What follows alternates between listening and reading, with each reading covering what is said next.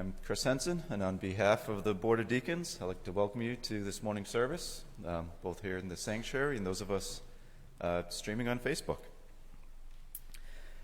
Today is the fifth Sunday in Lent. Please rise, if you're able, to join in the call to worship.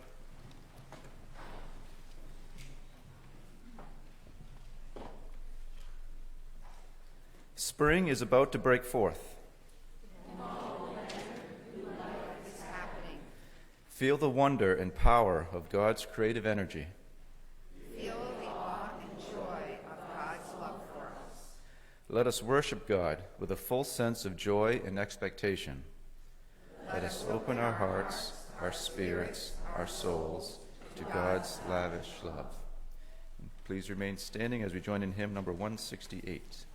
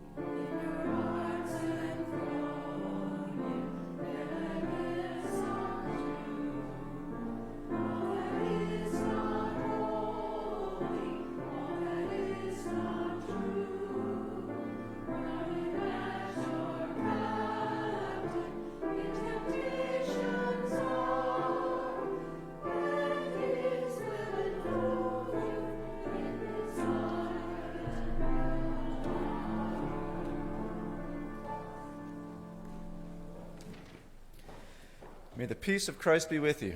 And also with you. Let us offer each other a sign of peace. Peace be with you. Peace be with you.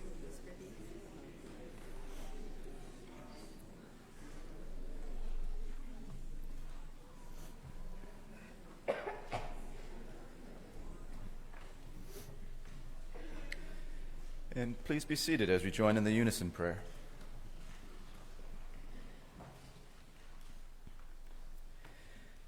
We come into your presence, Lord.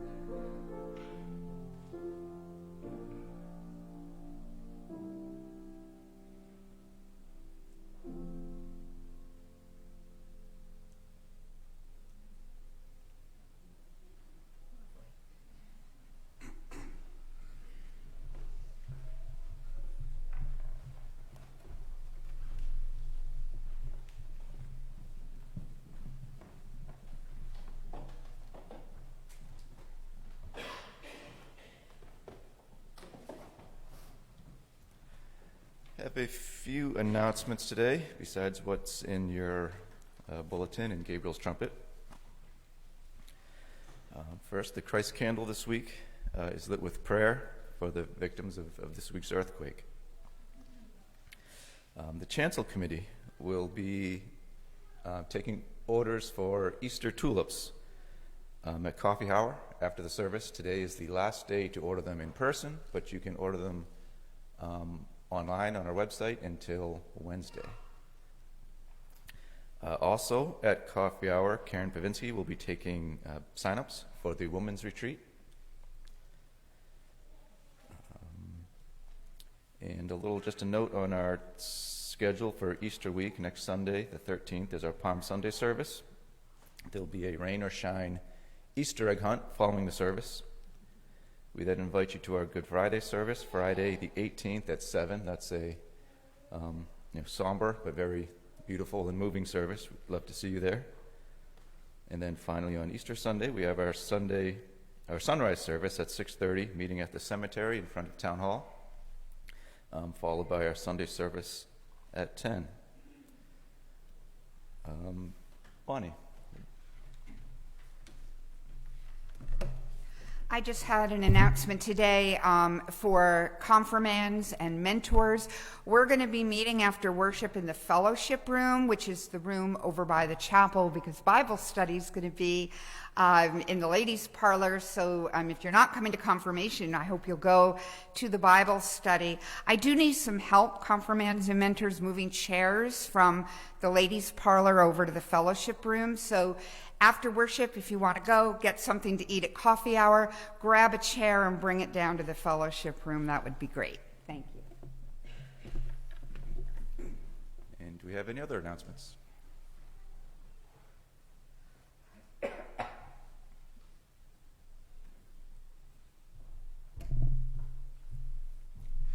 Good morning. My name is Todd Keeler, and I'm one of your deacons, and we were at a deacon retreat a month or two ago, brainstorming on how we can further engage the congregation and even the community. And Nolan Reese, who would be here to give this announcement other than he's fighting a water leak in his house, came up with an idea called Brewery Ministries. I said, I'm in. Didn't know what, we've got hands already. And so we were brainstorming. He actually did this at Cornell at college and got a bunch of people to come, and a very loose agenda, but talking about how do we engage the congregation and even the community more. And it'll be May 2nd at 5:30 at Start Line Brewing. Bonnie already said she's going to get a Pilsner. It's open to everyone. He will be putting an announcement in Gabriel's trumpet. He'll have his email address in there. We just like to get an RSVP so we can arrange, hopefully, a large space within Start Line. Thanks. Are there any other announcements? Yes.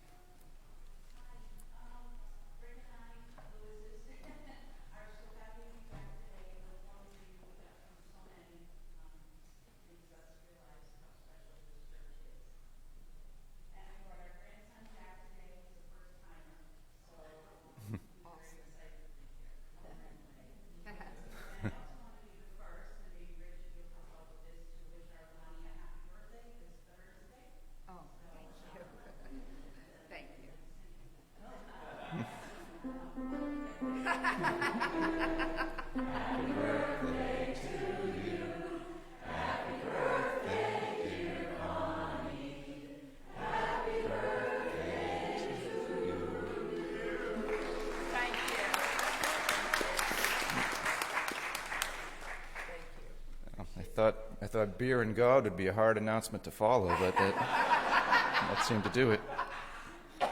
Are there any other announcements? I say if you have any joys or concerns you don't wish to share publicly, you can fill out a joys and concerns card and put in this morning's offertory. And of course, we welcome you to coffee hour after the service. If you're new to the church, you can follow the crowd out the doors to my left, and please grab a red coffee mug so we know to greet you.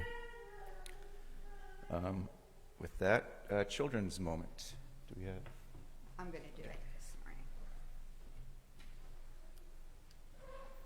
Come on down. All right, I have to figure out. Oh, here we go. I'd like to invite the children down for a children's moment. Come on down. Meg is in the Caribbean, so I'm filling in for her. Children of all ages are invited to come down. Oops. What? Great. Come on and have a seat. Good to see everybody this morning. Hi, Jack. I'm so glad you're here. Yeah, just have a seat anywhere. So, does anybody know what season of the year we're in right now? Is it winter? Spring. Very good. Do you guys like spring? Yeah. What are some of the things that you like about spring? Can you think of any? Yeah. We do have longer days, and I like that too. What else about spring? Other than today, does the weather start getting better? Yes, it's warmer, right? And when it's warmer and the days are longer and we get some rain like we did today, what happens to the things around us in nature? They start blooming and growing. Do any of your families have gardens? You do? What do you grow in the garden?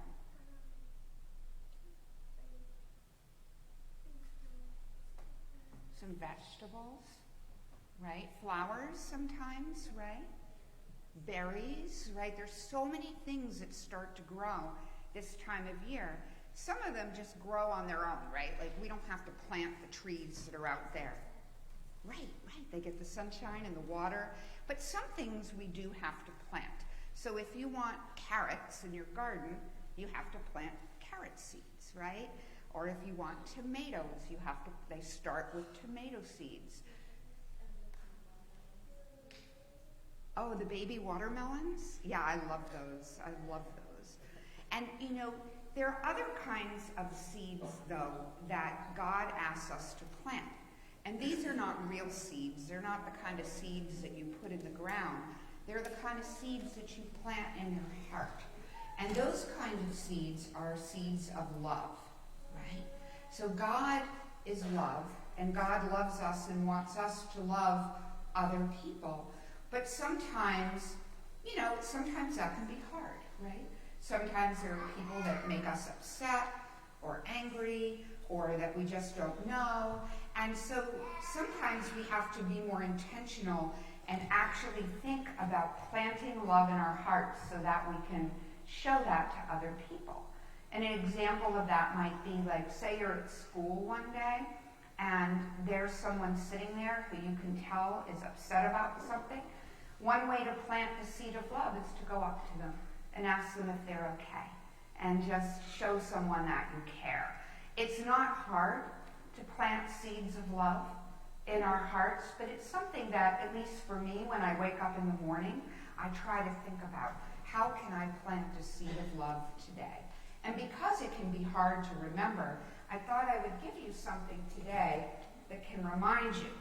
So, these are little pots, and according to the directions, which I don't know if this is true or not, so at the bottom, there's like this little thing of dirt, and what it says to do is to go home, put it in some water to break it up, put it back in the pot, and then you can plant seeds. And these seeds happen to be daisies. Do you know what daisies are? They're pretty white flowers. Do you like daisies? Good. And so, what, honey? Really? Daisies are like, right, what's not to like about a daisy? And so these say they're guaranteed to grow, which is good because I'm noted for not being able to grow much of anything.